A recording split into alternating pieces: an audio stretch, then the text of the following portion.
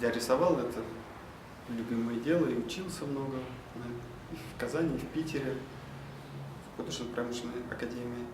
Учился на металл, так-то специальность моя кузнец, художник по металлу, скульптура, художественная ковка. Основная это моя деятельность. Живопись, хобби.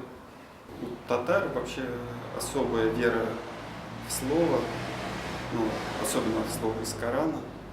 И изобразительное искусство Шамаиль очень развился высоко, ну, в конце 19 века, особенно в начале 20-го.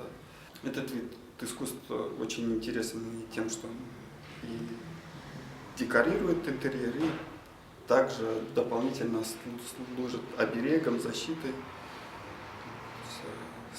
Слова из Корана и хадис пророка. Основная тема, ну вообще для меня искусство должно быть в первую очередь красивым, украшать жизнь, делать настроение человека более светлым.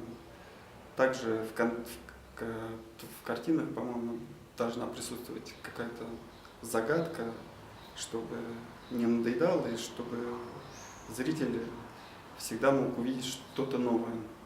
С продажей картин в Казани есть сложность. Ну, вот есть несколько человек в городе, кто разбирается и готов собирать коллекцию.